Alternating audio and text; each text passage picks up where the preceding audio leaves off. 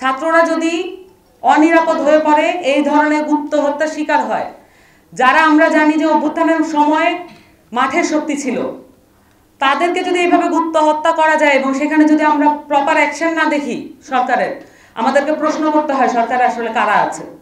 আমরা দেখেছি যে জবাবদিহিতা যদি না থাকে তাহলে একটা সরকার কি পরিমাণ ফ্যাসিস্ট হয়ে উঠতে পারে। আমরা কাউকে ফ্যাসিস্ট হয়ে উঠতে দেব না, ইভেন আমাদের নিজেদের সরকারকেও না। যে এডুকেশন সিস্টেম, শিক্ষা ব্যবস্থাকে রিফরমেশনের মধ্যে দিয়ে, যথাযথ রিফরমেশনের মধ্যে দিয়ে না গেলে আমরা এই সংক্রান্ত অনেক সমস্যার মধ্যে জর্জরিত থাকবো এবং রাষ্ট্র হিসেবে আমাদেরকে মাথা তুলে দাঁড়ানোর যে প্রক্রিয়া, সেটার মধ্যে আমরা পিছিয়ে যাচ্ছি। পুনর্গঠনের যে প্রক্রিয়া আছে সেখানে আমরা তার আগে বলেছি সংহতি ও প্রতিরোধ, এবং আমাদের সংহতি আমরা আজকে দেখতে পাচ্ছি আমাদের অফিসে 64 জেলা প্রতিনিধিরা উপস্থিত আছেন এবং আমরা তাদের কাছ থেকে শুনেছি তারা যদি আমরা যদি তাদেরকে বলতাম যে আপনারা উপজেলা প্রতিনিধি পর্যন্ত নিয়ে আসেন, তারা পারতেন সেটা।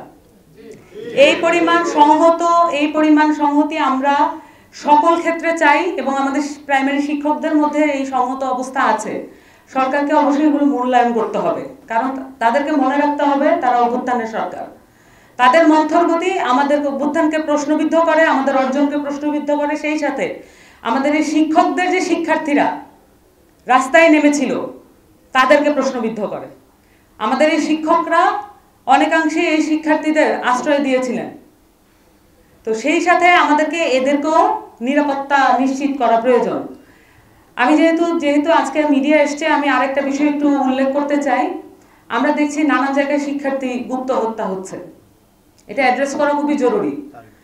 এই মুহূর্তে আমরা চাচ্ছি বাংলাদেশ একটি নিরাপদ বাংলাদেশ হোক শিক্ষার্থীদের জন্য।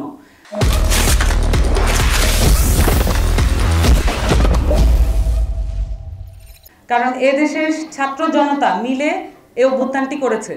ছাত্ররা যদি অনিরাপদ হয়ে পড়ে, এই ধরনের গুপ্ত হত্যার শিকার হয়, যারা আমরা জানি যে অভ্যুত্থানের সময় মাঠের শক্তি ছিল, তাদেরকে যদি এইভাবে গুপ্ত হত্যা করা যায় এবং সেখানে যদি আমরা প্রপার অ্যাকশন না দেখি সরকারের, আমাদেরকে প্রশ্ন করতে হয় সরকারে আসলে কারা আছে।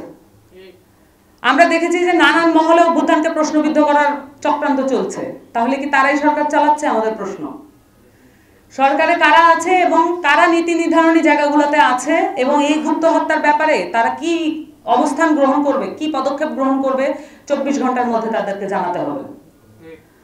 এবং এই মুহূর্তে আমরা এই অফিসে আছি, আমাদের নাগরিক কমিটির অফিসে আছি। আমরা মনে করি যে বাংলাদেশের যত রকমের পেশা, ধর্ম, মত আছে, যত রকমের গোষ্ঠী আছে, যাদের বঞ্চনা আছে, কালেকটিভ এবং সমষ্টিগত বঞ্চনা আছে, সকলের সাথে জাতীয় নাগরিক কমিটি ওতপ্রোতভাবে জড়িত থাকবে।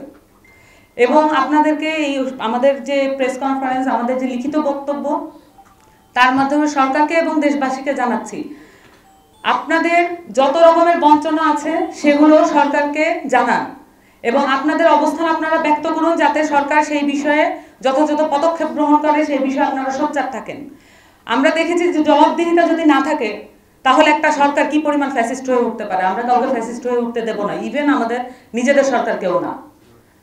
আমরা সামনের দিনে একত্রে লড়াইয়ে সংগ্রামে থাকব এবং যারা শিক্ষকরা আছেন, সম্মানিত শিক্ষকবৃন্দ, আপনারাও আপনাদের দাবি আদায়ে সোচ্চার থাকবেন, সেই সাথে আপনাদের শিক্ষার্থীদের আপনারা নিরাপদ রাখার চেষ্টা করবেন, তাদেরকে দেখভাল করবেন, এই আশা রাখছি আপনাদের কাছে। আজকে সকলকে ধন্যবাদ।